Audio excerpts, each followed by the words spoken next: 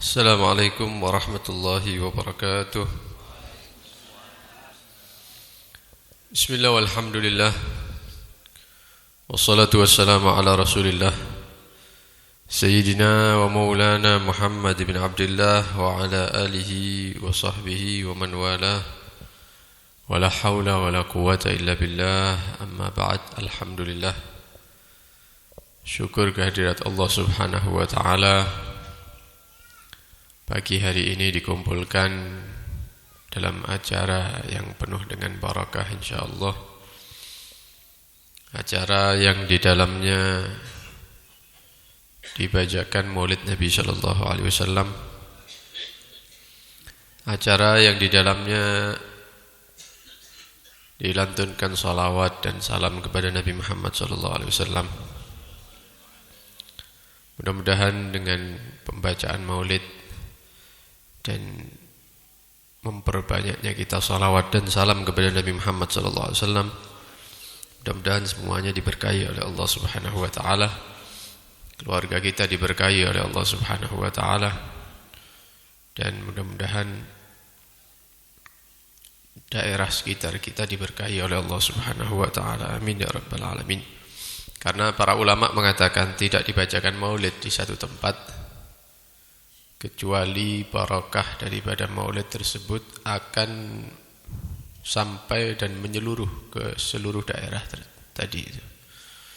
Jadi yang hadir, yang tidak hadir, yang tahu, yang tidak tahu, semuanya mendapatkan barakah daripada acara ini. Mudah-mudahan dengan barakah tersebut daerah kita dijadikan daerah yang diridhai oleh Allah Subhanahu wa taala, daerah yang istiqamah menjalankan ketaatan, daerah yang jauh daripada hal-hal yang dilarang oleh Allah Subhanahu wa taala. Amin ya rabbal alamin. Hadirin hadirat rahimakumullah. Pentingnya majelis-majelis seperti ini, di antaranya penyebabnya adalah supaya kita semua mengetahui hukum-hukum Allah Subhanahu wa taala. Jadi kita keluar dari rumah, hadir ke majelis ini atau majelis-majelis yang seperti ini, majelis ilmu yang seperti ini, tujuannya diantaranya yaitu untuk memahami, mengetahui hukum Allah Subhanahu wa taala. Karena para ulama, di antara mereka Al-Imam Al-Ghazali mengatakan, semua para ulama kita bersepakat bahwa tidak boleh bagi seseorang itu memulai melakukan satu amal kecuali setelah dia mengetahui hukumnya. Duduk ngelakoni sik mari ngono takok, bukan. Tapi tanya dulu, belajar dulu, baru kita melakukan atau tidak melakukan. Karena sebagian manusia ngelakoni sik, dilakoni sik, kadang-kadang sudah bertahun-tahun, misalnya setahun, 2 tahun, baru datang atau hadir majelis, baru tahu kalau yang dia lakukan itu ternyata dilarang sama Allah. Padahal para ulama semuanya menyatakan tidak boleh kita melakukan sesuatu kecuali harus tahu dulu apa itu hukumnya, tanya. Apalagi kita yang hidup di Pasuruan. Banyak para ulama di Pasuruan, para kiai, para habaib, tidak jauh. Tinggal kita keluar dari rumah, tanya ke rumah mereka atau hadir majelisnya mereka. Kita tanya urusan yang khusus berkaitan dengan kita. Mohon maaf, sekarang ini di desa-desa ini banyak orang yang melakukan renten, tapi mereka tidak tahu, atau tahu sengaja melakukan. Seperti itu sudah kebiasaan. Atau orang-orang pemuda-pemuda yang keliling-keliling ke rumah-rumah meminjamkan uang. Bukan kita keluar, bukan, mereka yang datang. Duit teko. Lho kan kurang apa ya? Sedati metu, sedati panas, duit teko dhewe. Tapi mari ngono mbayari lebih. Ditagih mari ngono. Ini sudah masuk ke desa-desa. Kalau antum tidak tahu hukumnya, jangan terjun dulu, tanya dulu. Ustadz, ada orang datang ke rumah saya begini-begini, apa hukumnya? Gitu. Oh boleh, ya dilakukan, silakan. Oh tidak boleh, haram, renten itu, nganak no duit, ya jangan dilakukan. Ojo wis nglakoni tahunan, baru, oh gledeke haram. Lu wis dadi daging, di perutnya istrinya, anak-anaknya. Nah ditakutkan nanti orang-orang yang melakukan renten ini, nganakno duit ini, akhirnya terjadi masalah-masalah terus antara dia dan istrinya. Putra-putrinya karena makan dari uang tersebut, akhirnya jadi putra-putri yang tidak taat nanti.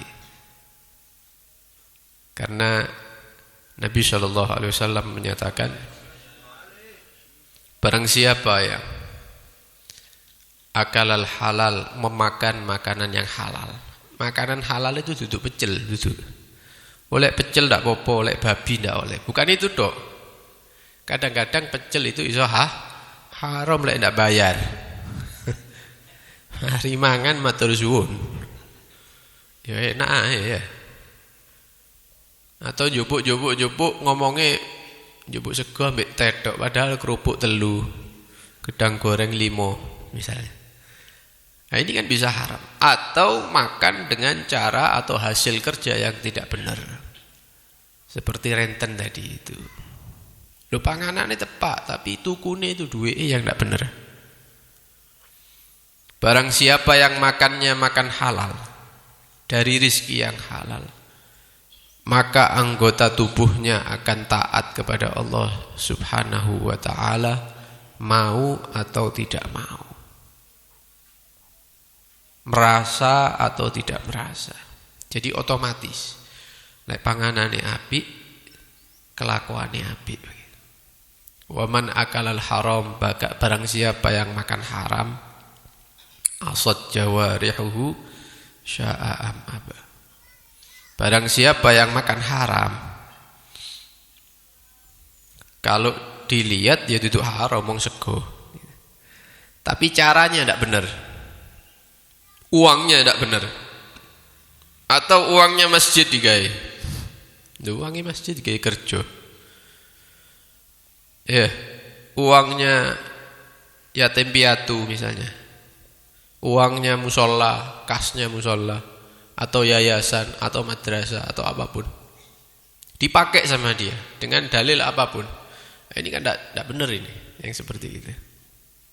Maka barang siapa yang makan dari hasil yang haram, anggota badannya pasti maksiat kepada Allah Subhanahu wa ta'ala, mau ataupun tidak mau, otomatis lek panganane tidak benar, kelakuannya tidak benar. Nah ditakutkan kelakuan tadi itu bukan pada pribadi kita saja, tapi istri kita, anak-anak kita.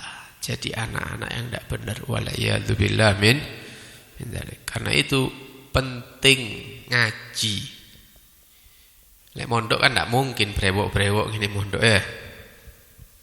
Teko nang pondoke misalnya ke Lebak misalnya, atau ke pondoknya Habib Taufik misalnya. Sinten sing kabeh daftar niki? Kula lho. Wis brewoken misalnya. Ya tidak diterima. Lah kan jalannya ya menghadiri majelis-majelis seperti ini supaya tahu hukum Allah Subhanahu wa ta'ala. Oleh karena itu pernah Sayyidina Umar bin Al-Khattab radhiyallahu anhu, ketika beliau menjadi Amirul Mukminin, pemimpinnya orang-orang beriman, beliau mengumpulkan orang-orang di pasar Madinah ketika itu. Setelah kumpul orang-orang di pasar, beliau mengatakan, la yabi' wa la yashtari ahadun minna. Tidak boleh menjual ataupun membeli salah satu di antara kita yang ada di pasar ini, malam yatafaqqah, yang tidak punya ilmu. Balik Sayyidina Umar urip di zaman kita, sepi pasare, ndak oleh dodolan. Kenapa? Lha sing dodolan kadang-kadang ndak ngerti ilmu agama. Jadi harus tahu ilmu jual beli dulu, baru totolan begitu. Biar tahu mana yang boleh dijual, mana yang tidak boleh dijual, mana yang itu dianggap menipu, mana yang tidak begitu. Cara jual beli seperti apa, akadnya seperti apa, baru diperbolehkan oleh Sayyidina Umar ibn Khattab untuk melakukan transaksi di pasar. Tidak oleh. Karena penting ilmu. Kenapa? Fa inna man lam yatafaqqah. Karena sesungguhnya orang yang tidak belajar ilmu sebelum jual beli akalar riba wa huwa la ya'lam. Dia melakukan riba tadi itu, tapi dia tidak tahu kalau itu riba. Dikira riba itu duit. Utang 1 juta balik 1,2 juta. Wis iku tok riba. Lek nyile gula, beras, balik lebih duduk riba padahal podo. Ngutangno beras 5 kilo, balik harus 7 kilo atau 8 kilo. Itu riba juga. Gula 1 kilo, balik 1,5 kilo. Nah, ini kan ada sebagian tempat yang seperti itu. Ini riba juga. Kata Sayyidina Umar ibn Khattab, barang siapa yang tidak ngerti hukum, kadang-kadang dia melakukan riba, dia tidak ngerti kalau itu riba. Akhirnya jatuh dalam keharaman. Jadi memang harus kita pentingkan, kita luangkan waktu untuk menghadiri majelis-majelis ilmu. Dan perlu kita ketahui bahwa majelis-majelis maulid yang kita hadiri atau majelis manaqib Syekh Abdul Qadir Jailani itu adalah majelis-majelis yang baik. Tapi kalau kita merasa cukup dengan majelis-majelis itu, akhirnya kurang sempurna. Hadir maulid, buyar mulai. Hadir manaqib, buyar mulai. Itu adalah sesuatu yang luar biasa, yang baik. Tapi kalau kita hanya cukup itu saja, ya tidak sempurna. Cari majelis-majelis ilmu juga. Maulid ono ceramai hadir. Manaqib ada ceramahnya hadir. Maulid ada ono ceramah ya hadir. Manaqib ada ono ceramah ya semua dihadiri. Tapi jangan sampai kalau ada majelis ilmu tidak hadir, wis merasa cukup dengan maulidan. Merasa cukup dengan manaqiban. Jangan. Biar tahu ilmu Allah, hukum-hukum Allah. Karena itu dikatakan oleh para ulama, lau anna rajulan, kalau seandainya ada seseorang abadallaha subhanahu wa ta'ala ibadata malaikatis samawat bi ghairi ilm. Ibadah terus uripe di masjid. Sampai-sampai karena banyaknya ibadah dia disamakan seperti malaikat. Malaikat itu mulai diciptakan sampai nanti kiamat ya tidak berubah begitu ibadahnya, tidak bosan. Tetap seperti awal yang dia diciptakan oleh Allah Subhanahu wa ta'ala. Oleh karena itu ketika peristiwa Isra Mi'raj, Nabi memasuki langit pertama, Nabi menyatakan, saya ketika masuk langit pertama, saya lihat langit pertama itu mengeluarkan suara. Suaranya kata Nabi mirip tempat duduk atau tempat tidur yang terbuat dari bambu atau kayu. Kemudian dinaiki dengan orang yang berat badannya itu abot begitu ya, gede awake. Itu pasti bunyi kan ya. Jadi amben dari bambu, dari pring, dinaiki wong lemu begitu. Muni kan, krek-krek gitu ya. Nah, langit pertama itu ada bunyi seperti itu, kata Nabi sallallahu alaihi wasallam. Jadi langit pertama itu kono suarane, kaya amben sing dilungguhi wong lemu begitu, krek-krek gitu. Kenapa? Kata Nabi, ternyata ma min maudhi'i qadamin, tidak ada satu jengkal di langit itu, satu jengkal kecuali di situ ada malaikat yang berdiri di atasnya. Ada yang berdiri ibadah, ada yang rukuk, ada yang sujud. Tidak bergerak sama sekali, mulai diciptakan sampai nanti. Saking full langit pertama itu sampai bunyi. penuh dengan malaikat Allah. Malaikat Allah. Loh, ini ada manusia. Dia itu hidupnya soboy masjid terus. Salat ndak entek-entek. Nyekel tasbih ndak mandek-mandek. Maca Quran tidak ada henti-hentinya. Bisa kita katakan orang ini ndak punya rumah gitu. Saking senengi ibadah. Sehingga dikatakan mirip dengan malaikat Allah ibadah. Tapi ibadahnya tanpa ilmu. Ibadahnya tanpa tidak ngaji, tidak pernah ngaji. Tidak pernah hadir majelis ilmu, tidak pernah ngaji. Kana minal khasirin, orang-orang yang seperti ini walaupun ibadah akeh termasuk orang-orang yang rugi nanti di akhirat. Kenapa? Wudu'e salah. Salatnya salah. Walaupun diulang-ulang lek salah ya tetap salah begitu. Dan dia termasuk orang yang teledor. Kenapa? Ndak takok ambek ustaz-ustaz, ambek kiai-kiai ini. Padahal rumah kiainya hanya 10 rumah, 20 rumah. Lu mulai 6 sampai tua itu kenapa ndak takok? Ndak hadir majelis. Sehingga wuduknya salah, salatnya salah. Dia kira dia sudah amalnya diterima dan dicatat oleh Allah Subhanahu wa taala. Padahal tidak sama sekali kosong. Ini orang-orang yang rugi. Ono maneh masjid terus. Tapi bojone tidak kudungan. Ahli masjid luar biasa, tidak pernah putus dari masjid. 5 waktu di masjid, kadang ngimami kadang. Tapi istrinya tidak kudungan. Anak lanang ndak dijak nang masjid, ndak iso maca Quran. Sing wedok ben malam minggu disusul ambek koncone anak wedoke. Ini orang-orang yang rugi seperti itu. Dikira dia masuk surga sendirian, ndak, masuk neraka bareng-bareng. Nauzubillah min dzalik. Karena itu penting, apalagi kepala keluarga, bapak harus punya ilmu sehingga bisa ngatur keluarga. Dengan itu harapannya menjadi keluarga yang diridhai oleh Allah Subhanahu wa taala. Nah, diceritakan dahulu itu ada orang yang menjauh dari pemukiman, rumah-rumahnya orang. Tujuannya apa? Kalau saya kumpul sama orang-orang ini, kok ono sing mampir. Nang omah mendayo begitu. Akhirnya ibadahnya terganggu.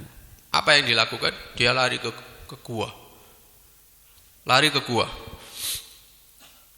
Masuk ke gua, ibadah di sana. Dan itu berlangsung lama, ibadah itu sudah di gua itu. Ada seorang ulama yang mendengar bahwa di gua itu ada orang yang ahli ibadah. Akhirnya ulama ini mau sowan begitu, ngambil berkah orang ahli ibadah. Datang ke situ ulama ini. Nyampe ada di gua, sepi, tidak ada orang memang. Dia ibadah di situ ibadah. Ketika masuk, ternyata di dalam gua itu ada keledai betina. Keledai betina, kemudian orangnya di dalam lagi ibadah sholat. Setelah selesai ngobrol ini ulama ini dengan orang yang ahli ibadah, ditanya. Di antara yang ditanyakan yaitu keledai dak ono ning ngene ya. Wis anggap kayak kuda gitu, apa jenis dokar itu. Nah, betina. Ditanya, ini kok ada hewan betina ini untuk apa? Lah wong ini tidak kemana-mana kan, ibadah tok gini. Katanya orang yang ahli ibadah ini begini, saya ini manusia katanya. Kadang-kadang syahwat saya ini naik. Lah kalau syahwat saya ini naik, ya ndak ada musuh nih. Ndak ono musuh nih. Ya hewan betina ini saya datangi. Jadi dikumpuli hewan itu sampai nafsunya dia turun, ibadah lagi. Dikira wis tepak itu. Ya ini orang ibadah tambah ilmu. Dikandani ambil ulama itu hukumnya haram inti mendatangi hewan. Ya, tobat sama Allah begini. Nangis orang ini. Dan dia sudah melakukan lama itu. Ya, kumpul bojone kewan nih. Ya karepe cek ndak direpoti sama manusia begitu ya. Lek duwe bojo kan kok yo blonjoan, yo iki ya. Lek hewan kan ndak njaluk apa-apa. Itulah gambaran orang yang ibadah tanpa ilmu. Ono maneh. Ada orang ndak duwe ilmu masuk ke satu daerah. Pas di daerah itu ada orang yang meninggal. Nah, setiap ada orang yang meninggal ini kebingungan nyari orang yang ngurus. Ya. Dilihat ada tamu dari luar, dikira orang alim mau ngerti. Ya mungkin takwan ngono ya. Wah ini wong alim ini dari luar kota. Dipersilahkan untuk sholat jenazah. Setelah kumpul orang sholat takbir, Allahu Akbar, takbir kabeh, Allahu Akbar. Ndak rene rukuk wong iki. Salat jenazah rukuk. Iktidal, sujud. Sampai tahiyat, tasyahud, salam. Wong iki bingung, elingku wong mati, salat jenazah ndak ono rukuk, ndak ono. Iki kok atik rukuk. Akhirnya tanya, Ustaz, kenapa kok salat jenazahnya pakai rukuk pakai? Hari ngono wong iki nyantek, oh iya keliru modele ya. Keliru modele. Akhirnya, oh iya ini mayitnya ini yang meninggal ini. Banyak dosanya ini. Luar biasa, tidak cukup berdiri tok ini nyolat ini. Harus ruku, harus sujud supaya dosa-dosanya diampuni sama Allah. Oh begitu ya. Ini karena tidak punya ilmu tadi itu. Karena itu penting belajar ilmu. Menghadiri majelis-majelis ilmu. Nah, banyak sekali kalau kita mau membahas ya di sebagian desa itu banyak akad nikah yang salah. Banyak akad nikah yang salah. Kenapa? Karena di daerah tersebut ada pengajian. Tidak dimasuki oleh para ulama. Akhirnya ketika ulama datang menanyakan perkara perkawinan ini, ternyata perkawinan di situ sudah salah selama sekian lama. Akhirnya yang ada itu orang-orang yang sudah kawin itu dipanggil semua. Wali ambek wong lanange sing sik ono itu dikumpulkan. Sak desa. Diakad maneh ambek ulama siji-siji. Ayo diajari dituntun. Mari ngono situke. Terus sak desa. Akhirnya akadnya diulang semua. Kenapa? Yaitu tadi tidak ada ilmu dan di daerah situ tidak dimasuki majelis-majelis ilmu. Mudah-mudahan ya dengan adanya majelis-majelis seperti ini kita ditambah ilmu oleh Allah Subhanahu wa taala. Amin ya rabbal alamin.